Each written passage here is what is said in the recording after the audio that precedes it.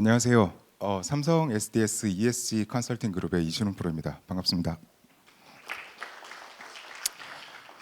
저는 사실 지금 좀 시간이 많이 힘드시죠? 저도 사실은 기다리느라 좀 긴장도 하고 했는데 왜 갑자기 젠 AI 얘기하다가 ESG가 제목도 전혀 젠 AI와 상관없는 제목을 들고 나왔느냐, 그런 의구심을 좀 가지신 분들도 있으실 텐데요. 저는 사실 ESG라고 하는 것들을 대부분 이제 고객사들하고 얘기를 해보면 굉장히 먼 미래로 생각하시는 분들이 많습니다. 근데 사실 ESG라고 하는 이 도메인 혹은 어떤 이런 영역은 젠 AI만큼이나 굉장히 밀접하게 저희한테 다가와 있는 그런 어떤 부분이라는 걸 좀 말씀을 드리고자 이런 주제로 발표를 좀 준비를 했고요. ESG가 상대적으로 굉장히 좀 얘기를 하려면 굉장히 어렵고 방대하게 얘기를 할 수가 있습니다. 근데 저는 최대한 핵심만 가지고 여기 제조기업이 당면한 과제가 무엇인지, 그리고 SDS는 뭘 제공할 수 있는지에 방점을 찍고 최대한 쉽게 설명을 드릴 수 있도록 하겠습니다. 시작하겠습니다. 첫 번째로 제가 준비한 목차입니다. 5가지 정도의 목차로 준비를 좀 했는데 굉장히 좀 복잡해 보이지만 제가 드리고자 하는 말씀은 앞서 말씀드린 것처럼 ESG는 사실 24년을 원년으로 해서 기존의 기업들이 자율로 하던 거에서 의무로 지금 바뀌고 있는 시점에 있습니다. 그리고 그러다 보니까 점점 이제 기업들이 아직까지는 체감하고 있지 못하지만 굉장히 좀 가중되는 과제들이 굉장히 가중되는 어떤 그런 과도기에 서 있다고 할 수 있는데요. 이 과도기 과정에서 대부분의 고객사들은 우리가 뭐부터 대응을 해야 됩니까? ESG라는 게 도대체 뭔데요? 라는 그런 어떤 말씀을 하시는 분들도 많이 있으십니다. 근데 거기에 대한 답을 ESG의 어떤 대응을 위해서는 무엇이 필요하고 삼성 SDS는 무엇을 제공해 줄 수 있으며 그리고 왜 삼성 SDS여야만 하는지에 대해서 나름대로 제가 좀 어필을 하고자 합니다. 시작하겠습니다. 좀 분위기가 좀 다운된 것 같아서 제가 시작하기 전에 간단하게 퀴즈를 좀 내보려고 합니다. 실제로 ESG 관련된 퀴즈이고요. 손 안 드시고 그냥 답변해 주셔도 좋을 것 같습니다. 첫 번째 질문 드릴게요. ESG 평가 점수가 낮으면 관련 해외 매출이 아예 끊길 수도 있다. 굉장히 좀 극단적이고 자극적, 말이 되는 소리인가? 약간 이런 생각이 들 수도 있겠죠. O라고 생각하시는 분? 네, 한 3분의 1 정도. X라고 생각하시는 분? 네, 비슷한 것 같네요. 좀 자극적이긴 하지만 실제로 로펌이라든가 쓰는 어떤 용어이고요. 실제로 ESG 평가 점수가 낮으면 관련 해외 매출이 아예 끊길 수가 있습니다. 왜 그런지에 대해서는 제가 뒤에서 설명을 드릴 수 있도록 할게요. 두 번째, 향후에는 임직원의 출퇴근으로 발생하는 온실가스 배출량도 관리해야 된다. 이거 좀 황당하지 않습니까? 저는 사실 담당자지만 이걸 처음 접했을 때 이렇게 얘기하면 답을 알려드리는 게 되겠죠. O일까요? X일까요? 사실 이 말대로라면 여기 이제 참석하시기 위해서 오시는 동안에 발생된 온실가스를 회사에서 다 측정해가지고 뭔가 기록을 해야 된다는 얘기인데 좀 황당하지 않습니까? 이런 얘기들은. 하지만 황당하게도 O입니다. 이것뿐만 아니라 출장, 기타 등등 어떤 임직원들의 어떤 활동뿐만 아니라 굉장히 저희가 상상하기 힘든 어떤 범주까지도 포함하는 온실가스 배출량 관리 체계가 지금 만들어져 가고 있는 그런 상황입니다. 세 번째, 이번 미국 대선에서 트럼프가 당선되면 ESG 규제는 이제 걱정 안 해도 된다. 이거 좀 말 되는 것 같죠. 그래서 뉴스 보면 사실은 트럼프는 굉장히 극단적인 이 정치색이 좀 드러날 수 있으니까 굉장한 자유 경제주의자죠. 그래서 이분은 사실 돈을 많이 버는 것이 어떤 최선, 이런 어떤 화두를 좀 많이 던지고 있는데요. 정답이 O일까요? X일까요? X. 제가 다 O로 하진 않았었겠죠. 알았겠죠. 하나하나의 어떤 설명은 여기서 드리지 않겠습니다. 뒤에서 제가 이렇게 말씀 좀 드린 이유는 생각보다 ESG라는 게 먼 얘기가 아니라 이거 진짜 저렇게 되면 되게 크리티컬할 수 있겠네? 라는 공감을 좀 얻고 싶었습니다. 일단 그 내용을 바탕으로 해서 좀 다음 장으로 한번 넘어가 볼게요. 첫 번째 주제는 ESG 자율에서 의무로라는 주제로 좀 잡았는데요. 사실은 앞서 말씀드린 것처럼 ESG 하면 사실은 뭐 굉장히 복잡한 환경, 뭐 사회적 인권, 뭐 이런 얘기들을 많이 하고 있지만 규제가 사실 70%라고 말씀드려도 될 것 같습니다. 나머지 영역들은 굉장히 좀 고차원적인 얘기들이 많이 들어가고요. 그 규제 중에서도 특정 시점을 기준으로 해서 공시 보고서를 발간해라라는 거죠. 이건 뭐냐면 그 기존에는 사실 식품 기업이라든가 기타 어떤 그런 유관 업종에서 우리 회사는 굉장히 친환경적인 기업이에요라는 것을 자랑하기 위해서 혹은 브랜드 가치 제고를 위해서 비둘기 이렇게 날리면서 녹색 어떤 톤을 쓰면서 브랜드 가치 제고를 위해서 자발적으로 많이 지속 보고서를 발간을 해왔습니다. 그런데 24년을 원년으로 해서 이 공시들이 의무화되고 있는 글로벌 규제화, 의무화로 변화하고 있습니다. 그러다 보니까 기존에는 사실 저런 어떤 공시를 하기 위한 기준도 전 세계 300개 이상이 될 정도로 굉장히 기준들이 다양했어요. 그러다 보니까 어떤 회사는 A 기준으로 지속 보고서를 발간하고 어떤 회사는 C로, B로 다 다른 거죠. 사실 디자인 싸움이 되는 경우도 많았습니다.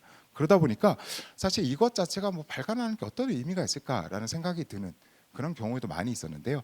그런 것들이 24년을 원년으로 해서 하나의 특정화된 표준화 흐름을 타고 있고, 그리고 기존에는 말 그대로 비둘기가 날아가고 녹색을 칠하고 하는 환경 사회적 영향만 고려했던 어떤 그런 내용에서 현재는 이제 ESG가 가지는 재무적 영향까지 분석을 해서 담아라라는 흐름까지 나아가고 있고요. 좀 더 나아가자면 나중에는 신용 등급을 산정할 때 ESG 등급을 반영하겠다라는 내용까지 지금 나오고 있습니다. 굉장히 놀라운 얘기죠. 우리 회사가 재무적으로 굉장히 튼튼한데 ESG 등급이 낮다고 신용 등급에 영향을 받는다는 얘기는 사실 굉장히 크리티컬한 얘기가 될 수가 있습니다.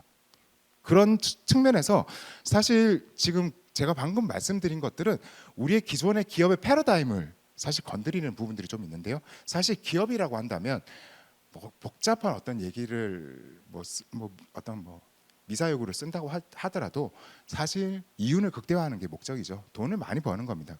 그러다 보니까 서로 사실 뭐 아닌 말로 피 튀기게 싸워서 최선을 다해서 때로는 예전에 우리 아버지 시절 같은 경우에는 인권을 조금 희생해서라도 굉장히 이윤을 극대화하고 효율을 최대화하는 그런 어떤 측면으로 우리 한국 사회가 발전을 해왔고요.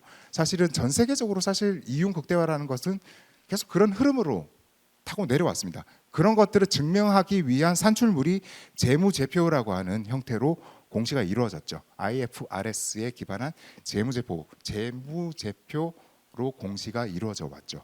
그런데 현재 ESG 뉴 패러다임이 발생을 하면서 단순히 이윤만 추구할 게 아니라 너네 사업을 지속 가능한지까지 고려해서 경영 전략을 짜라라는 겁니다. 이거 뭐 되게 거창한 얘기 같지만 말 그대로 지속 가능성을 고려해라라는 것은 무엇이냐면 지금 어떤 특정 자원이라든가 현재 우리가 활용할 수 있는 것들을 써서 이윤을 극대화하는 것뿐만 아니라 그것을 미래 세대 혹은 너네 기업이 향후에도 계속 그런 흐름을 건전하게 발생시킬 수 있는 어떤 그런 부분을 감안해서 경영 전략을 짜고 그거를 포함하는 경영 전략을 수립해 나가라. 그리고 그거의 산출물을 재무제표와 동시에 지속 가능 경영 보고서의 형태로 같이 제시하라라는 어떤 글로벌 규제화 흐름을 타고 있습니다. 밑에 말씀드린 것처럼 아까 트럼프 얘기를 잠깐 했는데 세계적으로 사실 이런 얘기에 대해서 공감 못하는 사람들이 많아요. 뭐 대표적으로 트럼프라든가 일론 머스크 같은 경우 정의를 잘 모르겠다. 나는 ESG가 뭔지 잘 모르겠다. 그런 얘기를 하는 일각의 흐름도 있습니다. 하지만 이미 그런 얘기에 ESG라고 하는 흐름이 바뀌기에는 너무 단계가 이미 내재화 단계를 넘어섰습니다. 뭐 설령 범위가 약간 달라질 수 있을지언정 글로벌 규제와는 이미 단계를 넘어섰고 그런 차원에서 업종별, 시장별 다양한 어떤 기준에 따라 가지고 점차 확대될 것으로 전망이 됩니다. 첫 장에서 조금 시간을 많이 썼는데요. 공감대 형성을 위해서 좀 말씀을 좀 길게 드렸고요. 이게 사실 굉장히 좀 복잡한 내용이지만 제가 그렇다면 규제가 뭐가 있는데에 대해서 간단히 좀 정리를 해본 내용입니다. 이 규제들이 어떤 내용이고 이런 것들은 사실 여기서 중요한 게 아닙니다. 하지만 제가 여기서 말씀드리고자 하는 것은 글로벌 주요 공시라고 하는 것들은 대표적으로 미국의 SEC 기후 관련된 공시죠. 그리고 유럽의 ESRS, 그다음에 재무제표를 우리가 이제 요구받고 있는 IFRS 동시에 지속 보고서를 같이 내라고 하고 있기 때문에, 그리고 기타 규제로서는 제조 산업 같은 경우는 뭐 업종별로 너네 플라스틱을 수출하는 경우에는 유럽에 수출할 때마다 탄소 배출량에 따라서 관세 부과할 거야라고 하는 CBAM이라고 하는 규제가 있고요. 그 외에 배터리셀 규제, 그 외에 EU 공급망 7사법 등등 업종별, 시장별, 뭐 진출 시장별, 자산 규모별 다양한 기준에 의해 가지고 복잡하고 굉장히 그 얼기설기한 규제들이 많이 만들어지고 있습니다. 이것이 의미하는 바는 무엇이냐면 기존에는 사실은 기업이 ESG 대응을 안 해왔던 게 아니죠. 컴플라이언스 팀이라든가 법무팀이 한 일주일 정도 정말 야근하면서 막 모아가지고 취합한 다음에 이제 이렇게 내고 고생하는 텀으로 이벤트성으로 많이 대응을 해왔습니다. 하지만 이제 이렇게 복잡화되고 다양화되고 있는 ESG의 흐름 상에서는 기업의 ESG 대응은 더 이상 일회성의 이벤트가 될 수가 없다라는 것을 말씀드리고자 합니다. 바로 그냥 정답부터 좀 말씀을 드릴게요. 저희는 고민을 되게 많이 해봤습니다. 그렇다면 그럼 우리가 뭘 해야 되는가? ESG 뭐 환경 혹은 뭐 인권, 뭐 여성 이사의 임명, 굉장히 많은 요소들이 있지만 저는 그냥 크게 세 꼭지로 말씀을 드릴게요.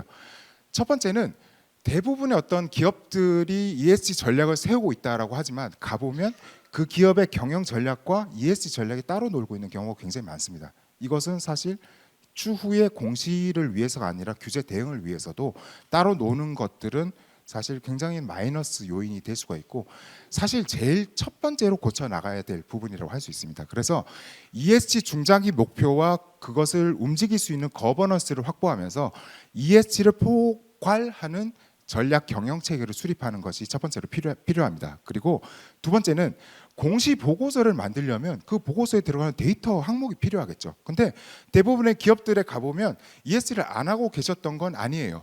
되게 뭐 이제 복지라든가 다양한 측면에서 저희가 ESG 지표로 생각하고 있는 다양한 지표들을 어떤 프로그램 활동들로 많이 하고 계십니다. 근데 이것들이 다 다른 이름으로 분산되어 있거나 혹은 산재되어 있어서 ESG라는 어떤 지표로서 활용이 불가능한 혹은 신뢰를 할 수 없는 그런 형태를 띠고 있습니다. 그래서 이걸 어떤 기준에 의해서 내가 다양하게 공식 기준에 맞춰 가지고 다양하게 활용할 수 있도록 하는 데이터 관리 체계화하는 것이 필요한데요. 그것이 저는 ESG 마스터 지표 세트 설정 및 운영이라고 하는 영역입니다. 다음으로는 여기까지만 얘기를 해도 사실 수작업을 넘어서기는 힘들죠. 앞서 말씀드린 것처럼 공시라든가 규제는 굉장히 다양합니다. 그러다 보니 이런 것들을 사람이 데이터 세트를 만들어 놨다라고 하더라도 사람이 일일이 그걸 뽑아다가 뭐 공시 때마다 이렇게 작업을 할 수가 없는데요. 그러다 보니까 레거시를 연계해서 ERP라든가 MES 이런 것들을 연계해서 자동화 시스템으로 돌릴 수 있는 어떤 그런 체계가 필요합니다. 세 번째는 그래서 레거시를 연계하는 ESG 공시 평가 시스템 구축으로 제가 잡아봤고요. 그렇다면 현재 저희가 조사해본 대부분의 주요 기업들의 ESG 대응 수준은 어떠한가? 간단히 좀 살펴보면 앞서 말씀드린 것처럼 ESG 정책과 거버넌스가 회사의 목표하고 전략하고 좀 불일치하는 경우가 많다. 다음으로는 지표가 부재하고 분산돼 있고 그리고 신뢰성을 미확보해서 이걸 이 데이터가 맞는지를 증명해봐라고 기관에서 얘기할 때 그걸 증명할 방법이 없다는 거. 그럼 사실 그 데이터는 무용지물이 되는 거죠. 세 번째는 이렇게 다 만들어놨다라고 하더라도 굉장히 수작업으로 만들어내려고 하면 그 공시에서 언제까지 이거 다 내놓으시오라고 얘기를 하면 이 적시에 내가 필요한 정보를 생성해내기가 힘든 겁니다. 근데 만약에 그것이 ERP라든가 MES에서 돌아가는 기반 데이터들을 실시간으로 뽑아 올려서 ESG 관련 데이터들하고 매핑해서 실시간에 가까운 속도로 정보를 생성해낼 수 있다라고 한다면 사실 내가 스파게티로도 만들 수 있고 피자로도 만들 수가 있는 거죠. 윤색도 할 수 있는 거고요. 그런 부분에서 시스템 영역이 좀 필요하다는 거. 그리고 마지막으로는 전사적으로 이 데이터를 컨트롤링할 수 있는 전사적인 데이터 일원화 통제 체계가 갖춰질 수 있다는 것. 그렇게 말씀드리고자 합니다. 요거는 저희가 올해 상반기에 제가 뭐 이렇게 너무 개념적인 얘기를 하기보다는 저희가 상반기에 특정 이제 국내 제조 A사를 대상으로 해서 재원을 했던 사례를 좀 가지고 와봤는데요. 해당 회사는 그 국내 제조 A사는 지금 그 어떤 글로벌 메이커사로부터 향후의 공급망 협력 유지를 위해서 ESG 평가 점수 50점 이상을 요구받고 있는 상황이었습니다. 그러다 보니까 나름대로 어떤 많은 노력도 하셨고 저희가 조사를 해본 결과로서는 굉장히 많은 어떤 복지 프로그램이나 ESG 관련된 어떤 체계들도 많이 갖춰 놓으신 상태셨는데 사실 50점이라고 하는 점수가 그런 것들을 잘 해놨다라고 바로 달성되는 게 아니고 그 평가 기관에서 요구하는 어떤 규격이라든가 포맷 혹은 어떤 증빙 자료 이런 것들이 일목요연하게 맞아 떨어져야지만 나오는 것이기 때문에 좀 어려움을 겪고 계신 그런 상태셨습니다. 그래서 저희는 사실 이제 그 단순하게 그 부분만을 해결하기 위한 얘기를 제시하기보다는 중장기 로드맵을 좀 짜서 제안을 좀 드렸습니다. 24년부터 28년도까지 어떻게 어떤 흐름으로 대응을 해 나가야 될지에 대해서 이렇게 제안을 좀 드렸습니다. 첫 번째, 글로벌 메이커사의 공급망 협력사 ESG 등급 요구 대응을 위해서는 첫 번째, ESG 영역별로 개선 과제를 도출을 해야 되는데 이건 그냥 일반적인 말이라고 할 수 있겠지만 사실 이게 무엇을 의미하느냐? 이 회사가 위치하고 있는 사업의 어떤 특성이라든가 어떤 그 다루는 원재료 이런 것들을 다 감안을 해서 28년도까지 이 회사가 해당될 수 있는 거의 대부분의 규제를 저희가 서칭을 한 다음에 거기에 관련해서 그걸 대응하기 위해서 필요한 과제들을 다 뽑아내는 과정을 수행을 합니다. 그리고 그것들을 컨트롤링 할 수 있는 전사 거버넌스 체계를 동시에 만들어 나가고요. 다음으로는 이 회사는 본사와 종속회사 그리고 해외 법인까지 같이 가지고 있어서 이 3개 어떤 법인의 그 연결되는 어떤 연결 기준의 데이터 지표 근간을 수립하는 작업까지 24년 4Q까지 끝내는 것을 제안을 드렸고요. 그걸 바탕으로 현재 40점대에서 50점으로 평가 점수를 향상하는 것을 제안 드렸습니다. 다음으로는 25년도에는 협력사까지 포괄하는 진단 평가 체계. 우리가 이제 제조기업을 이렇게 하다 보면 협력사들도 우리 업무 밸류체인상에 많이 들어와 있죠. 근데 그런 것들도 사실 향후에는 공급망 관리의 측면에서 협력사의 어떤 관리 대응 체계까지도 저희 공시에 담아야 되는 경우들이 많이 생길 수가 있습니다. 그러다 보니 저희는 이제 당장 24년도에는 본사 기준으로 해서 근간을 만들어 놓고 25년도에는 그 본사에 연결되어 있는 종속회사 그리고 협력회사까지 아우르는 확장 체계까지 만들어 나가는 것을 목표로 했고요. 그리고 그 앞에서 ESG 데이터 지표의 근간을 수립을 해서 수기 데이터 형태의 관리 체계가 이미 만들어져 있기 때문에 그걸 바탕으로 그 데이터 체계를 바탕으로 해서 ESG 공시 탄소 PI 컨설팅을 거쳐서 공시 탄소 시스템 구축을 하고 동시에 25년 6월 달에는 아직 시스템이 구축 중인 단계이기 때문에 본사 기준으로 해서 수기로 보고서를 발간함으로써 60점까지 점수를 올릴 수 있도록 하는 것을 제안을 했습니다. 그리고 마지막으로는요. 앞서 말씀드린 것처럼 26년 3월 달에는 ESRS라는 규제가 예정이 돼 있는데 ESRS를 대응하기 위해서는 회계연도 기준으로 25년 1월부터 12월까지 데이터가 다 마련이 돼 있어야 됩니다. 그렇기 때문에 사실 26년 3월 달에 공시라든가 어떤 대응을 하려고 하면 사실 그런 작업들이 이미 1월 달에는 25년 1월부터 12월까지의 모든 데이터들을 다 말아서 어느 정도 검증까지 끝나 있는 상황이어야만 공시 대응이 가능한 거죠. 그러다 보니 사실 저희는 25년 4Q까지는 시스템 구축을 완료하고 앞에 데이터 체계까지 이렇게 자동 데이터 관리 체계로 여기서 더 나가서 대부분의 ESG 데이터들은 ERP라든가 MES 이런 기관계 시스템에 굉장히 많이 담겨 있습니다. 거기서 데이터를 끌어와서 ESG 공시 평가 시스템하고 연동해서 관련된 데이터 세트들을 만들어내는 그런 구조를 가지고 있는데요. 이 단계에서는 좀 더 확장해서 ERP, MES 등 레거시 시스템 연계와 동시에 ESG 특화 LLM, 그러니까 말 그대로 ESG 공시 관련된 그 학습만 수만 번을 수행한 LLM을 이용을 해서 사람이 수기로 작성하는 게 아니라 기계가 자동으로 이 보고서를 찍어낼 수 있도록 하는 그 정도 수준까지 저희 당사 기술력을 바탕으로 해서 하는 것을 목표로 하고 있습니다. 이렇게 되면 저는 사실 이 정도 80점을 목표로 했는데요. 이 정도면 사실 이 점수별로 메달이 주어지는데 이 정도면 골드 등급 이상 혹은 뭐 플래티늄도 바라볼 수 있는 수준이라고 말씀드릴 수 있을 것 같습니다. 잠깐 제가 개념만 좀 말씀드렸는데 앞서 말씀드린 전략과 환경과 거버넌스를 수립하는 어떤 형태에 대해서 간단히 좀 설명드릴게요. 이렇게 환경과 사회, 지배구조, 그 다음에 어떤 공시 관련된 이 회사가 처해 있는 그 국내외 다양한 어떤 규제를 기반으로 해서 그 이 회사가 해당될 수 있는 항목들을 다 뽑아내고 그것들을 주요 내용 바탕으로 해서 개선 과제가 무엇인지 이렇게 뽑아내는 과정을 거칩니다. 그래서 중장기적으로 3, 4년 내에 이 회사가 대응해야 되는 규제와 과제는 무엇인지를 우선 도출하는 것을 시작으로 하고요.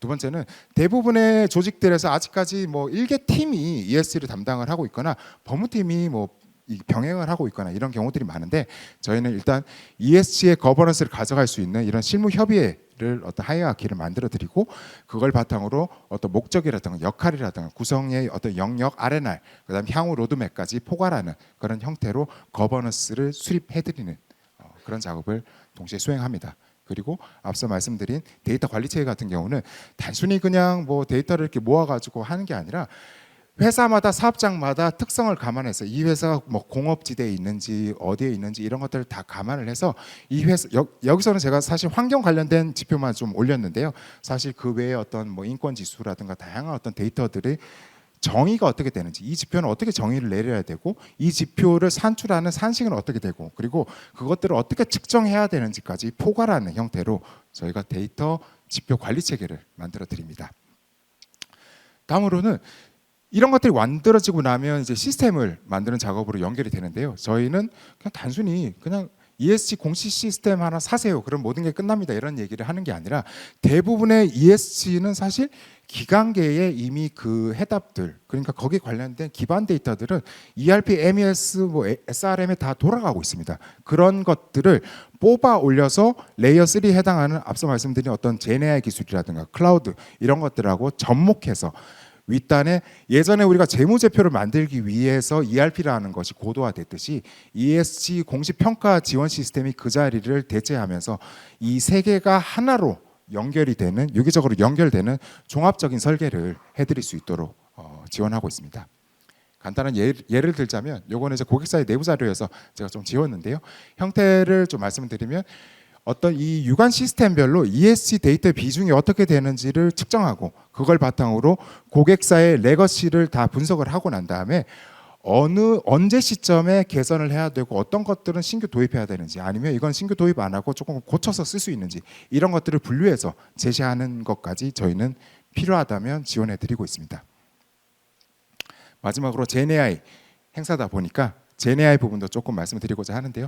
특별한 내용을 뭐 앞에서 워낙 이제 좋은 얘기들이 많이 나와서 저는 GenAI 보고서를 작성하는 데 있어서는 크게 보자면 ESG는 사실 데이터를 공시 보고서를 만들기 위해서 데이터를 수집하는 단계가 있고 그리고 직접 쓰는 단계가 있고 그리고 마지막으로는 이 보고서가 내가 내려고 하는 공식 기준에 맞는지를 검증하는 그런 단계가 있습니다. 그래서 세 가지 측면에서 보자면 일단 수집 단계에서는 GenAI하고 결합을 해서 멀티소스로부터 ESG의 다양한 어떤 원천 데이터로부터 실시간으로 ESG 데이터를 통합하고 그 ESG 데이터에서 복잡한 사람이 알아내기 어려운 어떤 복잡한 데이터의 패턴들을 심층 식별하는 그런 단계로 고도화할 수 있고요.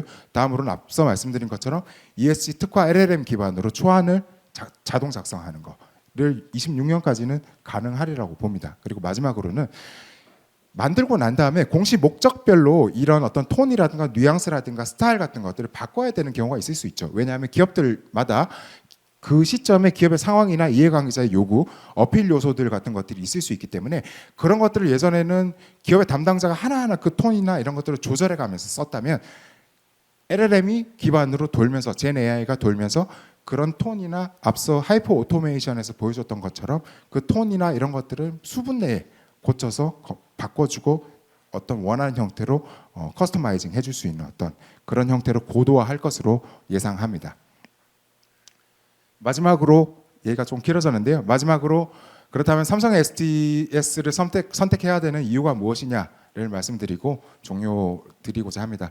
사실 제가 말씀드리고자 하는 것은 ESG 대응을 위해서 컨택을 해보신 분들도 많으시겠지만 시장의 솔루션들은 대부분 어떤 ESG의 단위 특정 영역의 어떤 솔루션을 제시를 하면서 이걸 가져가면 이렇게 해결이 될 수 있습니다라고 하지만 그것들의 솔루션이 사실 우리가 앞으로 감내해야 되는 영역 대비해서는 너무나 턱없이 좀 모자라는 경우가 많이 있습니다. 그리고 ESG의 개념 자체가 안 잡혀 있는 상태에서 그런 어떤 ESG 관련된 복잡한 용어를 들고 나오면 사실 현업 입장에서는 좀 어디서부터 어디까지 이걸 해야 되는지 헷갈릴 수가 있죠. 그래서 저희는 사실 동반자 역할로 수준 진단부터 ESG의 시스템 구축 연계까지 연결해서 전방위적으로 지원할 수 있는 전체 여정을 지원할 수 있는 원스톱 서비스를 지원하고자 합니다. 앞단에서는 기업의 현 수준을 진단해서 전략 거버넌스 데이터 관리 체계를 수립하고 뒷단에서는 그걸 바탕으로 해서 시스템 PI 컨설팅 그리고 구축까지 연계하는 그런 형태로 두 개가 시미리스하게 연결될 수 있도록 할 것이고요. 그리고 수준 진단을 통해서 어떤 기업은 1번부터 시작하지만 어떤 기업은 4번부터 시작할 수 있습니다. 무조건 1번부터 하는 거 아닙니다. 3번까지 해놓은 기업도 있을 수가 있기 때문에 그 기업의 수준 진단을 통해서 어디부터 시작해야 되는지를 감안하고 거기에 딱 맞도록 저희가 지원을 해드릴 수 있도록 하겠습니다. 마지막으로 제안 하나 드리고자 합니다. 이거는 간단히 말씀드리면 저희 상담 부스에서 저희 4명의 컨설턴트가 기다리고 있는데요. 저희가 무상으로 여기 참석하신 분들이 저희 상담 부스로 가시면 무상으로 약 2주간의 ESG 수준 평가를 지원해드리고자 합니다. 그걸 통해서 일단 실제로 저희가 사업장에 갈 수도 있고요. 실사 분석을 통해 가지고 현재 기업이 처한 ESG 수준이 어느 정도 되고 뭐부터 시작해야 되는지까지 그리고 필요하다면 중장기 로드맵까지 그려주는 형태로 저희가 지원을 해드리고자 합니다. 이것은 사실 저희가 필요하다면 레거시 분석까지도 병행할 수도 있는 거고요. 제가 사실 마지막 순서여가지고 상담부스에 저희 ESG 쪽만 사실 좀 파리가 날린다는 얘기를 듣고 굉장히 좀 상심해 있었는데 좀 제 잘못은 아닙니다. 하지만 제 얼굴을 좀 봐서라도 가시기 전에 꼭 한번 좀 들르셔서 제 이름을 대시고 꼭 한번 상담 받아 보시기 바랍니다. 이상 발표 마치겠습니다. 감사합니다.